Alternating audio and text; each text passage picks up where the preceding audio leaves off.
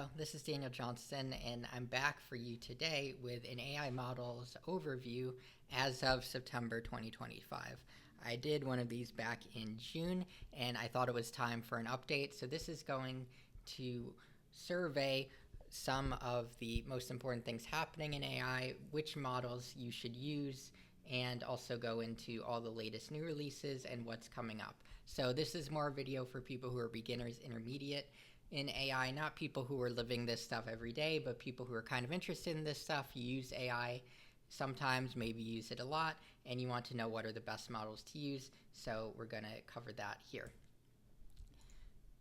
So first here is a list of the AI labs that we're mostly going to be talking about. We've got OpenAI, Anthropic, Google, DeepSeek, XAI, Meta, Alibaba, and then we have one that we didn't talk about last time, Moonshot AI. So I'll talk about these in the next one in this tier list. So in tier S, we've got OpenAI and Gemini. OpenAI, of course, recently released ChatGPT 5, and GPT-5 is the smartest model in the world. They have taken that mantle back, and they are still probably the premier lab. Google, also excellent. Their Gemini 2.5 Pro was the best when it was released. They're probably going to release Gemini 3 soon, and they've also got an amazing array of other great products. So those two labs are really at the top. Now in tier A, we've got Anthropic. Anthropic makes the Claude models, and they are known for being especially great at programming. They are mostly what I use to program, what I've been using over the last few months. And they are also probably going to release new models soon. I would say overall, in terms of overall intelligence, they're a little bit below OpenAI and Gemini. Their offerings are not quite as diverse, but they're certainly one of the top labs. And then in B, we've got Grok and DeepSeek. So DeepSeek has gone down a little bit. Last time it was in tier A. They have had one release since the last video. However, that release was really not in advance. It was basically just combining the two models they already had, a thinking and a non-thinking model, into one model. And it wasn't really in advance in terms of capabilities. Supposedly, they've had issues with training their models, and I hope that they're going to release some new models soon and hopefully climb back up. And then Grok, we've got Grok in B tier. They, of course, released Grok 4.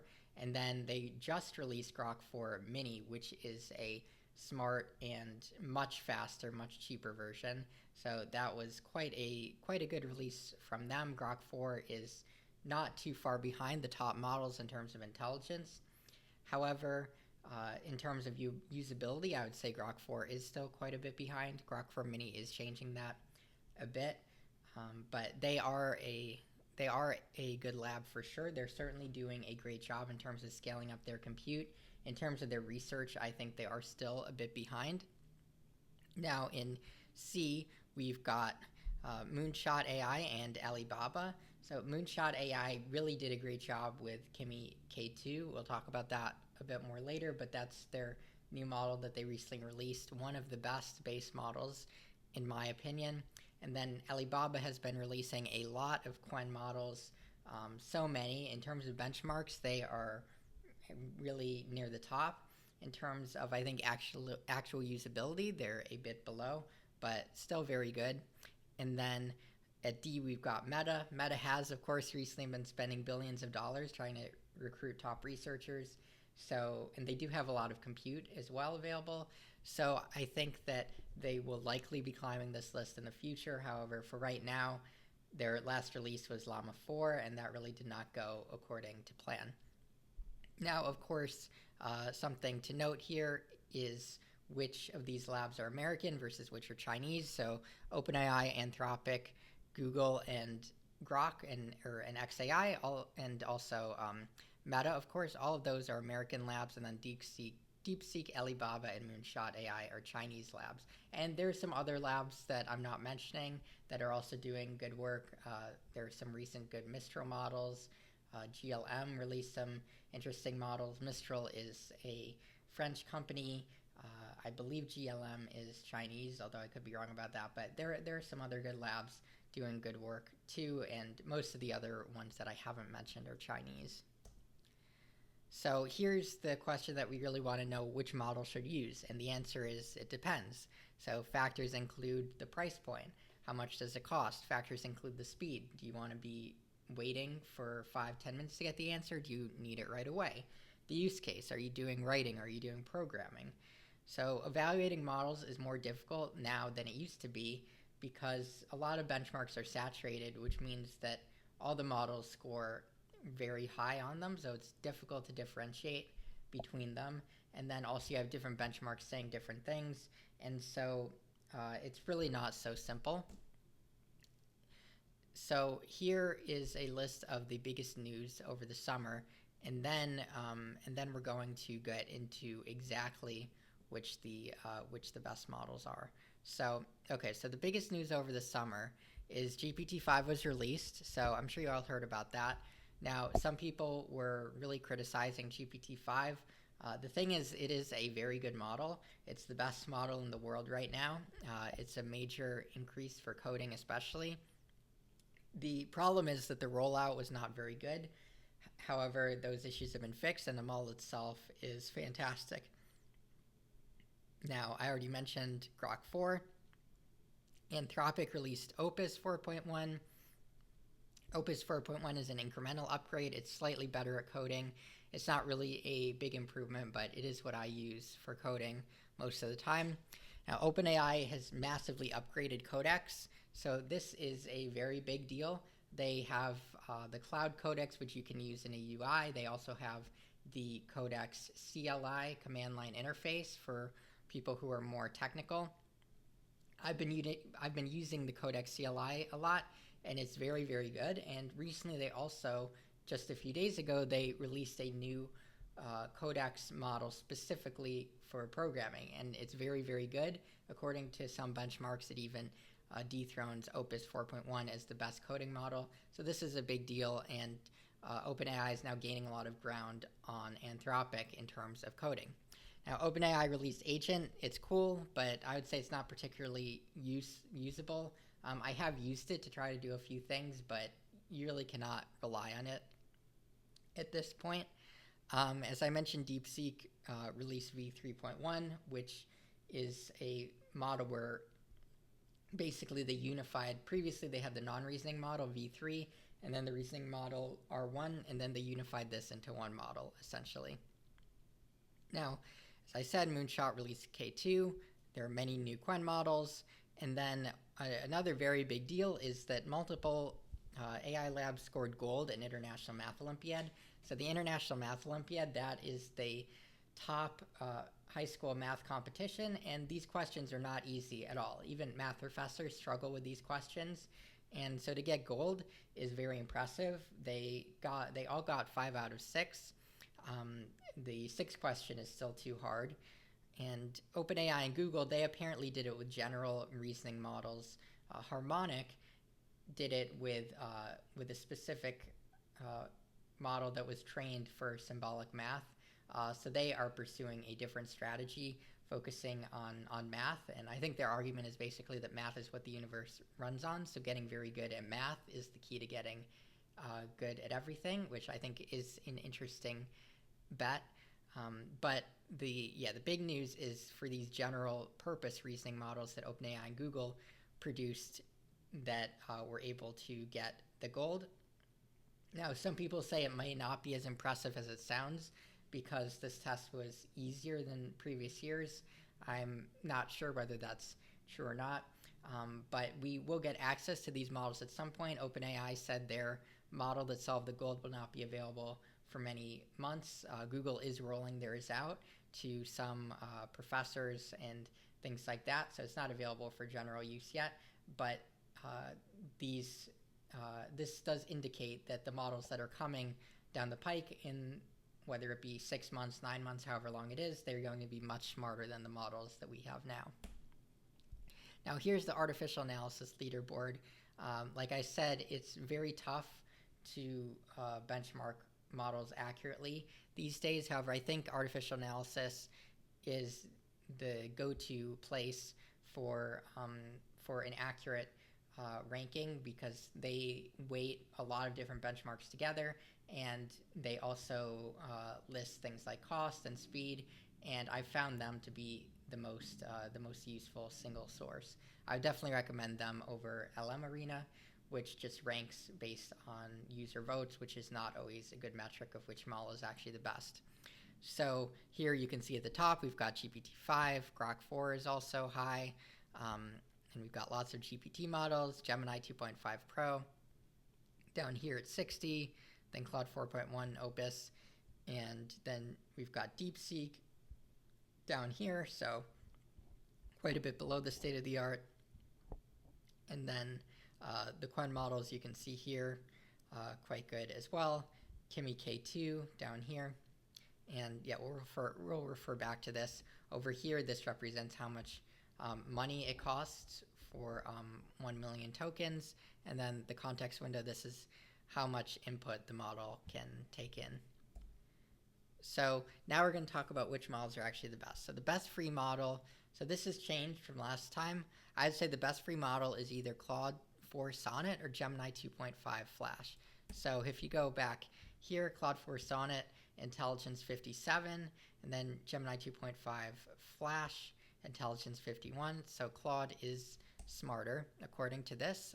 And also Claude has much higher usage limits. So for free, I think it's something like you get 3 or 4 times more messages with,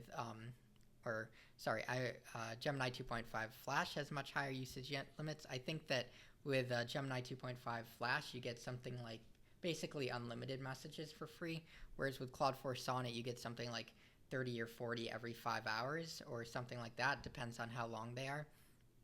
So yeah, if you're using free, I would recommend maybe a mix of these and use Claude 4 Sonnet until the limit runs out, and then switch to Gemini 2.5 Flash. I mean, there's also a great chance, unless you're using it heavily, that you won't necessarily hit the usage limits on Claude 4 Sonnet, though it does depend on the specific day how much compute they have available. The free version of GPT-5 is not very good, so this is a big change from my recommendation before. I said that 4.0 or Gemini 2.5 Flash were the best free models. Yeah, I've changed my recommendation here. The basic default free GPT-5 really is not very good. You also don't get that many messages with it for free, I don't think. So I'd recommend going with Claude 4 Sonnet or Gemini 2.5 Flash. Now, reasoning models. So these are the smartest models available. You should definitely be using them if you're doing anything where accuracy is required, or anything like math, coding, anything difficult really. They leverage something called chain of thought to have the LLM think before providing an answer. So it's just similar to humans. Like if you have to provide an answer instantly, it's probably not going to be very good, versus if you have a minute or two to think about it before, right? So it's the same principle with LLMs. And reasoning models, you generally have to pay for them. However, the increased quality is worth it. So I'm definitely a shill for reasoning models. If you're using LLMs, I would really recommend shelling out a little bit of money for reasoning models. So for example, the free GPT-5, that is not a reasoning model, it responds instantly, whereas GPT-5 Thinking, that is a reasoning model. Gemini and Claude both have reasoning and non-reasoning versions. Almost all of the models do. So best reasoning models, as I said, the best current model is GPT-5 Pro or GPT-5 Thinking. So this is a difference versus the previous video where I said there was no clear smartest model. Now there is, and it is GPT-5. So yeah, I would recommend using this for your most difficult problems. Even in coding, Claude is still maybe the best at writing code. You can make an argument with Codex. However, when I'm programming with Claude, I will have it ask GPT-5 for help or to analyze the situation, and you can just clearly see GPT-5 is significantly smarter. So yeah, they really are the go-to model at this point. Now, in terms of long context tasks, so this is like, let's say you're analyzing a lot of legal documents or a lot of papers or just something that requires a lot of input, this benchmark is a good metric for analyzing how good models are at that, fiction.live benchmark. And this represents how it scores at different context lengths. So the highest are Gemini 2.5 Pro. You can see it remains at 90% all the way up to 192K tokens, and GPT-5 maintains 87.5 all the way up to those two. So for long context, either use Gemini 2.5 Pro or GPT-5. Now, best programming models, I've been talking about this a bit. So we've got Claude, still I would say possibly the best for actually writing code. However, GPT-5 Codex is excellent. GPT-5 Thinking is excellent for analyzing problems. So first, to talk about the Claude models. The Claude models come in Opus, Sonnet, and Haiku. So Opus is the biggest model, Sonnet is the medium size, and Haiku is the smallest model, although they have not updated Haiku in quite a while, so I don't think people are really using it at this point, but I expect them to probably update it at some point. Opus is pretty much the most expensive model on the market by far. However, people still use it a lot, like me, because it is very, very good at programming. And as I said, I'll often use Claude to write the actual code, but then GPT-5 to analyze and come up with solutions. And then it's important also what programming tool you're using, not just what model. So this is specifically for technical people. I would recommend Claude Code or Codex CLI. As I said, those are command line interfaces, so if you're not a programmer, they're probably not going to be very usable to you. However, both are excellent, and you can also use Codex as an MCP inside of Claude Code, meaning that you can have Claude Code basically call Codex itself and have them collaborate together, and I found that to be a very powerful technique. Now, if you're not a programmer, I would recommend using just the normal cursor. It's quite good. It's agentic. It'll do stuff for you, and really you just have to write in natural language, and it will do very well. So now this is the best subscriptions. So this is kind of summing things up. I highly recommend subscribing to either ChatGPT Plus or Gemini Pro. Both of them are $20 a month. This will give you access to reasoning models, image video generation, deep research, etc. So I would choose GPT-5, or rather I would choose ChatGPT Plus because GPT-5 is the best model right now. I think also their models are just a little bit nicer to use than Gemini's models. I think that their product offerings are more unified, make more sense. So I would go with ChatGPT Plus, but you cannot go wrong with either. Personally, I have both of them.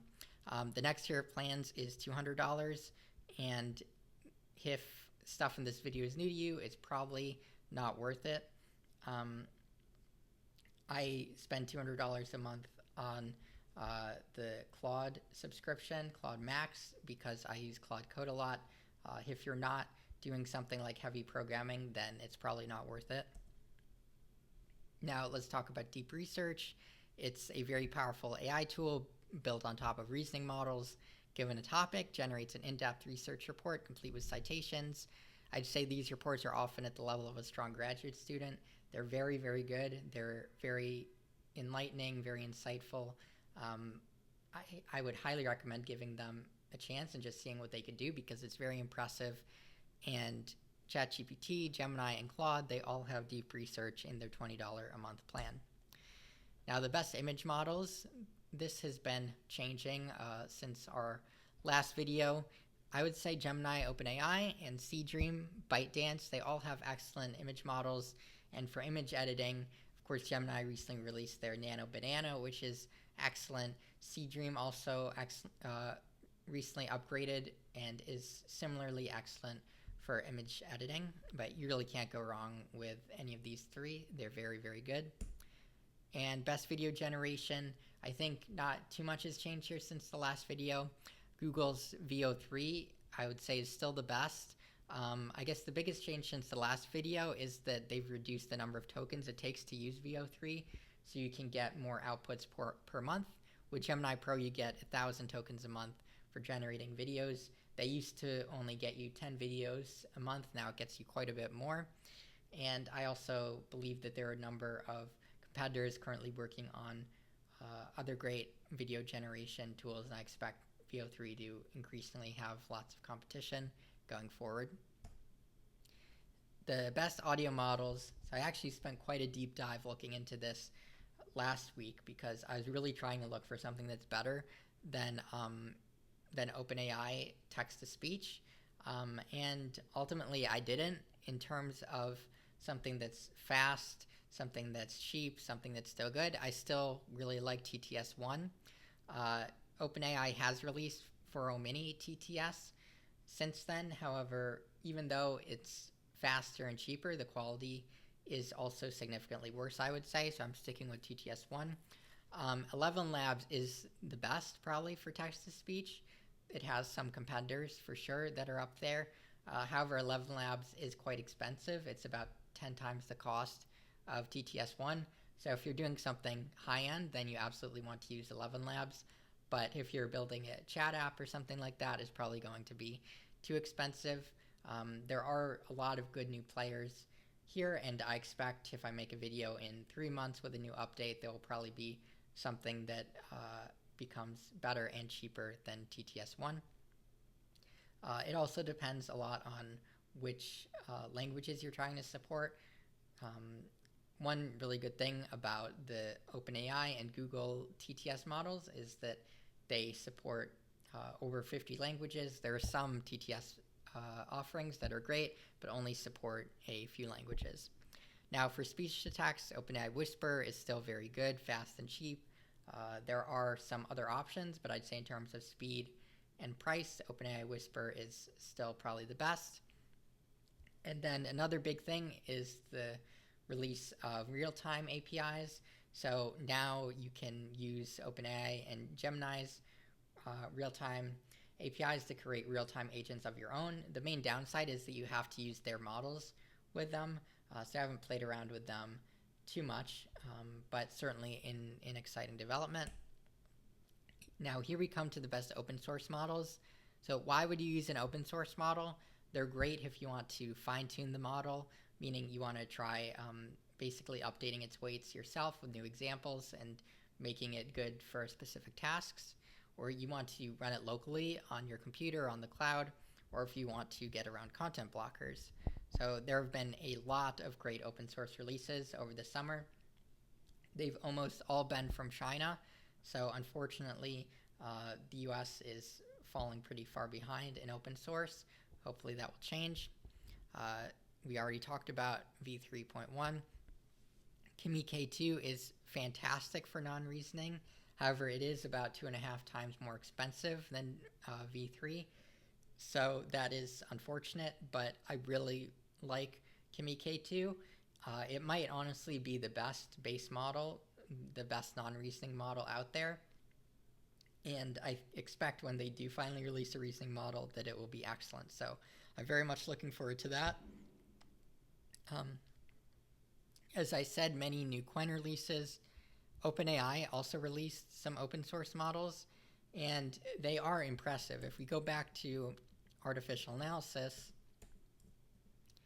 you see that the GPT OSS models, those are the open source models, and they're actually comparable in terms of artificial analysis index to some of the top models. So you see we have OSS 120B there with a score of 58. The problem is these models are very good at reasoning, but not great at much else. So they're not really useful day to day. However, I think they may be very useful in terms of developing new models going forward.